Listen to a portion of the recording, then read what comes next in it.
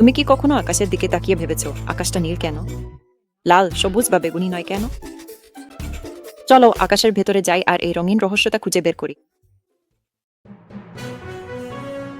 সূর্যকে কি সাদা দেখায়, তাই তো? কিন্তু জানো কি, সূর্যের আলো অনেক রং দিয়ে তৈরি।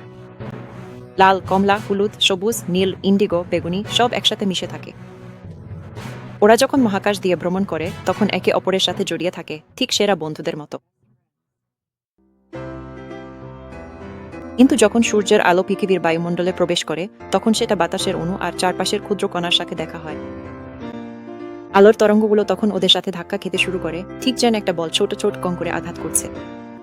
এই ধাক্কা খাওয়াকেই বলা হয় ছড়িয়ে পড়া বা স্ক্যাটারিং। এবার আসল মজার অংশটা শোনো। নীল আলোর তরঙ্গগুলো আকারে ছোট এবং দৈর্ঘ্যে কম। ওরা লাল বা হলুদ আলোর চেয়ে অনেক বেশি ছড়িয়ে পড়ে। তাই তুমি যেদিকেই তাকাও আকাশটা নীল আলো ভরা মনে হয়। আর যখন সূর্য অস্ত যায় তখন সূর্যের আলোকে আরো বেশি বাতাসের মধ্য দিয়ে যেতে হয়, তাই নীল আলো ছড়িয়ে পড়ে আর লাল কমলা রঙগুলো জিতে যায়। তাই সূর্যাস্ত এতটা আগুনের মতো আর সুন্দর দেখায়। তাই পরের বার আকাশের দিকে তাকালে মনে রেখো, আকাশ নীল কারণ ছোট ছোট বাতাসের কণা সূর্যালোর শাখা নাচছে। বিজ্ঞান অনেক রঙিন যদি তুমি একটু ভালো করে দেখো।